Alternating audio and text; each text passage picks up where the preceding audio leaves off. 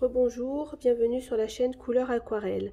J'ai eu un petit souci avec la première vidéo, donc j'espère que voilà, celle-ci va fonctionner et je reprends à la suite. Je vous mettrai un petit hashtag 1 et un hashtag 2 pour vous dire que les deux vidéos vont à la suite. Donc on parlait ici du violet de cobalt. On pourrait penser que le violet de cobalt est un minéral.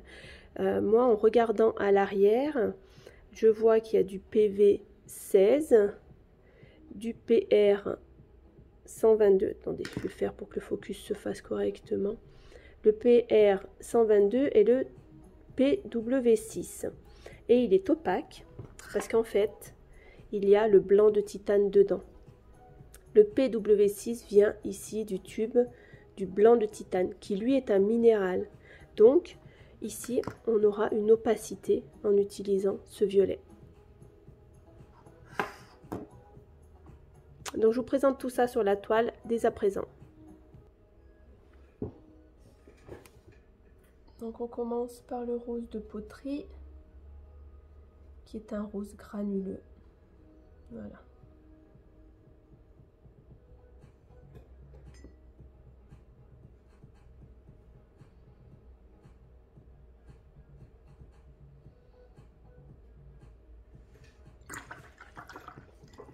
Je vais vous présenter ici le mauve Isaro.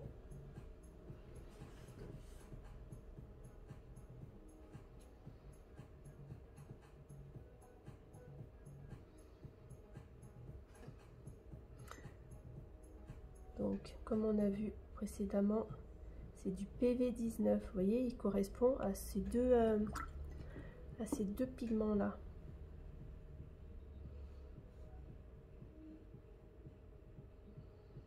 On va pouvoir pour faire un dégradé. Donc là, on a la fusion des deux. Parce que la case à côté est un petit peu humide.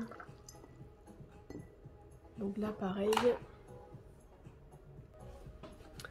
Je vais essayer d'éponger là ici. Voilà. Ok, pas trop de fusion. Là, on est sur le rose outre-mer.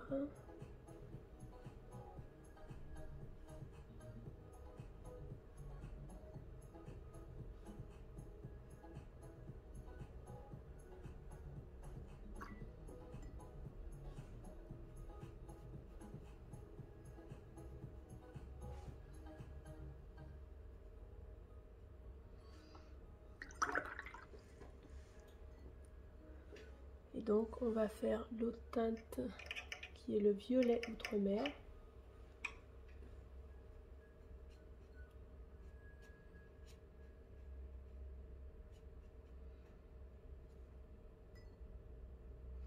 Donc en fin de vidéo, je vous expliquerai, je vous conseillerai sur les pigments à avoir dans votre palette. Donc ici, on va venir sur le violet de cobalt.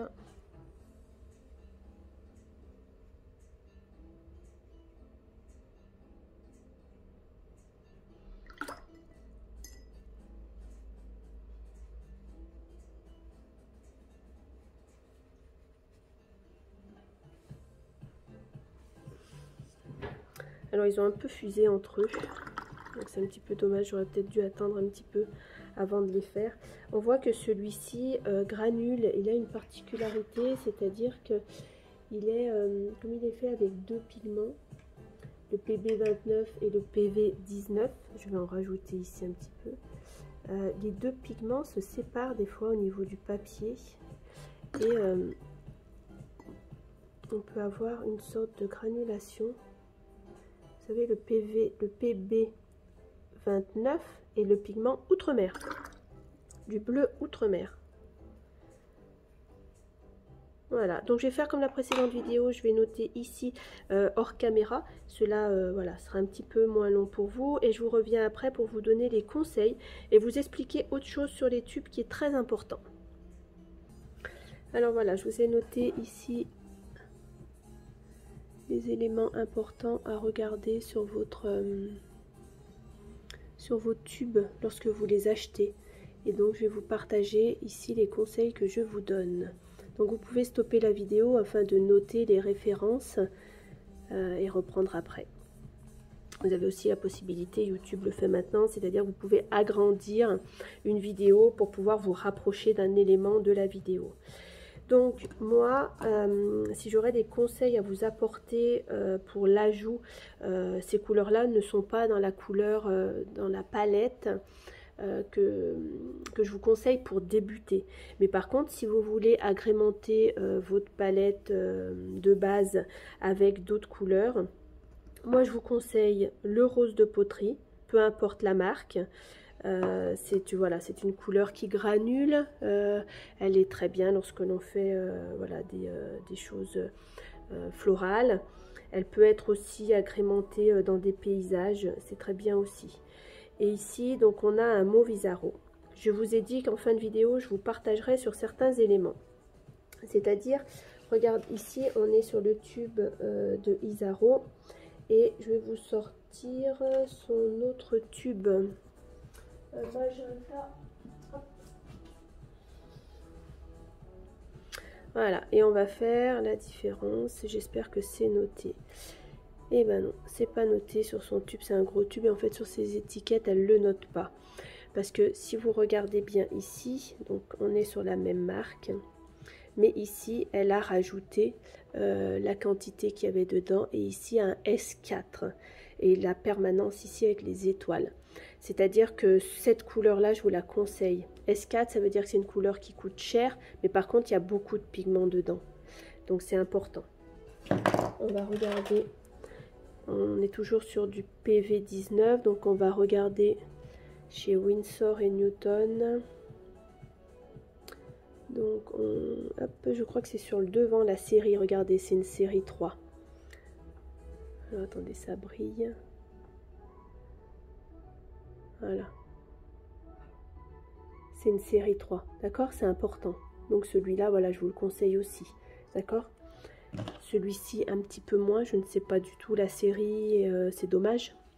Hein, c'est pour ça que c'est important de bien lire vos tubes. Et par contre, si vous voulez un mauve, si vous voulez un violet, voilà, je vous conseille celui-ci. Vous pouvez aller chez d'autres fabricants et regarder à l'arrière hein, la série. On va regarder sur ceci. Est-ce qu'il y a la série? Vous voyez sur ici, l'ultraviolet, c'est un série 2. Donc ça veut dire qu'il y a un petit peu... Il est mieux que la série 1, mais voilà, il y a des pigments, mais un petit peu moins. Et on est sur du PV15. On est sur un violet. Et celui que je conseille pas du tout, vous voyez, je me suis fait avoir moi-même. Maintenant, je connais beaucoup de choses sur les pigments, donc maintenant je lis les tubes et je peux m'en apercevoir. Je ne vous conseille pas d'acheter celui-ci parce qu'en fait, on peut penser que c'est un violet de cobalt, donc un minéral. On sait que le bleu de cobalt est un minéral. Mais par contre, en lisant à l'arrière avec vous et en faisant le nuancier, je me suis aperçue qu'il y avait du PW6. Et normalement, dans un minéral, il n'y a pas de PW6. Ça veut dire qu'ils ont fait une reconstitution et ils ont fait une teinte. Et si on lit correctement le tube, regardez à l'arrière, il y a un T. Ça veut dire que c'est un teinte violet de cobalt. Ça veut dire qu'on est dans du organique, dans du chimique. C'est-à-dire que ça a été créé par la marque. C'est pas un vrai cobalt, donc c'est pas un minéral. Il est opaque parce que dedans, il y a du PV6, qui est le blanc de PW6, excusez-moi, qui est le blanc de titane. Voilà pourquoi on a une opacité. Et c'est un série 2, ça veut dire qu'il n'y a pas énormément de pigments dedans. Et il n'est pas onéreux. On sait que lorsqu'on est sur du cobalt ou des couleurs minérales, c'est très cher. Voilà. Bon, alors celui-ci un petit peu moins. On est sur un série 1, vous voyez, c'est un PW6. C'est donc le blanc de titane. Voilà, qui lui est un minéral. C'est le seul blanc minéral, d'accord? Si je vous conseille d'acheter un blanc à l'aquarelle, c'est celui-ci. Voilà. Donc, eh ben, si après vous avez envie d'acheter les suivantes, eh ben, pourquoi pas? C'est un joli... celui-ci, vous voyez, vous pouvez le faire vous-même. C'est-à-dire que... En vous achetant le PV19, peu importe la marque, hein, si vous achetez Isaro ou une autre marque, vous mettez du PB29 qui est ici, le bleu outre-mer hein, qu'on a vu précédemment, et ben vous faites votre couleur ici. Il n'y a pas besoin de l'acheter celle-ci. Par contre, celle-ci, le PV15, eh ben pourquoi pas? Parce qu'on est sur un pigment violet. Il est monopigmentaire, il est sympa aussi, il fait un petit peu des nuances et de la granulation. Donc ça peut être bien. Mais un conseil, regardez bien à l'arrière de vos tubes. Ou alors, prenez dans les magasins des Beaux-Arts les nuanciers de chaque marque et regardez s'il y a les pigments décrits derrière et vérifiez à chaque fois. Voilà, donc ça c'est des tubes que j'ai acquis lorsque j'ai débuté l'aquarelle. Et aujourd'hui, avec les notions que j'ai, les notions que j'ai apprises et les notions que je vous partage, je ne les achèterai pas. Donc je vais les utiliser, je vais m'en servir. Mais je les aurai plus dans ma palette suivante. J'aurai très peu de couleurs.